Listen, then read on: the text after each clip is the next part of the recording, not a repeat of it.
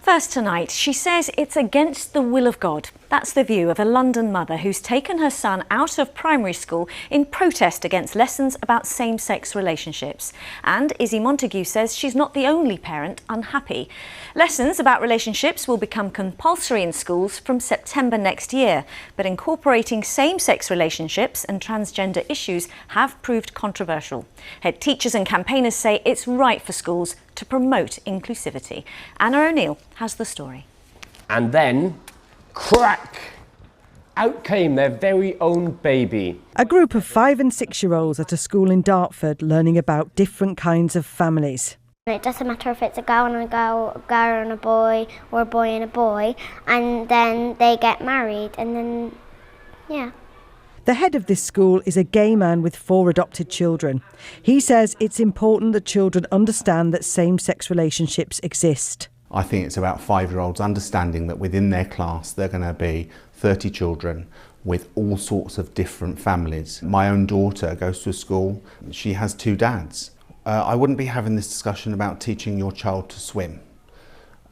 I don't think we should be having this discussion about teaching every child about differences within our society. At the moment, schools can choose to teach about relationships or not.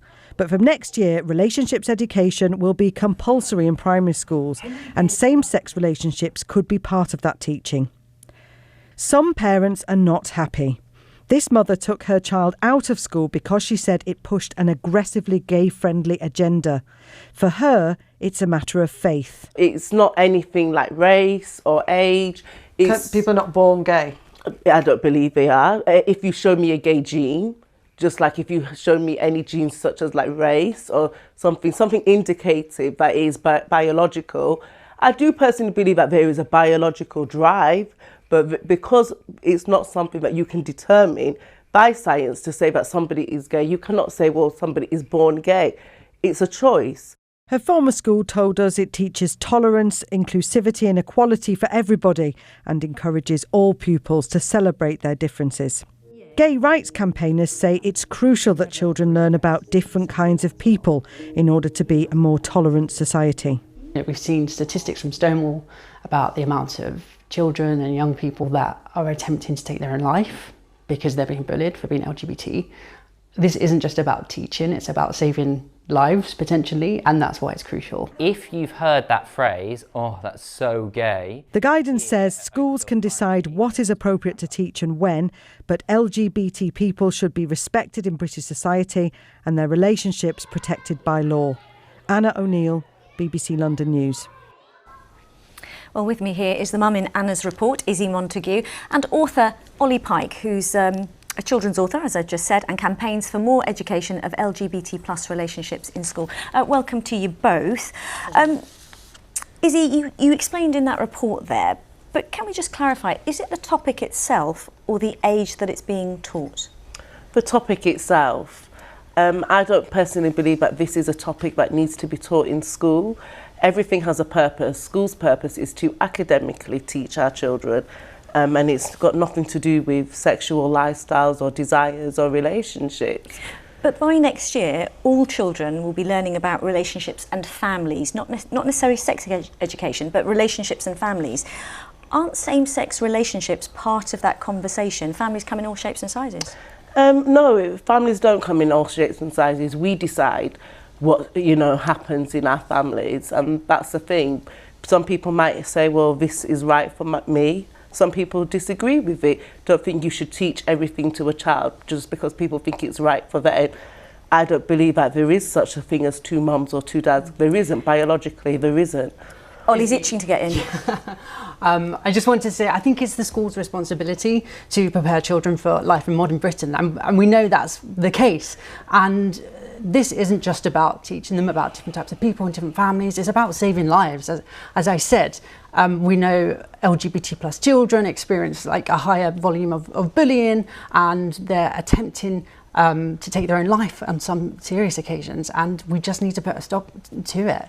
But this is not anything to do with schools or how people, you can't change the way how people think. People naturally obviously have feelings towards certain things, and you can't just indoctrinate other people's children. It's not saving lives. I mean, these are sound bites and jargon that's constantly churned out, which you have no proof to say that teaching people... We have got proof, Izzy. We've got proof from Stonewall School Report 2017, Just Like Us report, like... All of which are LGBT campaign groups. They're nothing, you know, to do... They're unbiased. They're not unbiased, are they? They're very biased. They're going out deliberately trying to prove that this is the causative factor. They're here to support LGBT plus people and save LGBT plus lives. But how about there's many children at the school who are not LGBT? How do you know that by confusing other children who do not have these issues at school, it's going to cause more problems for them? I was one of those children at school who I was a Christian girl at school, and anybody teaching me that it's wrong would make me feel that, or make me feel that my feelings were wrong about this, would make me feel bad. Let me just bring Ollie in there. Do you wish that you had been taught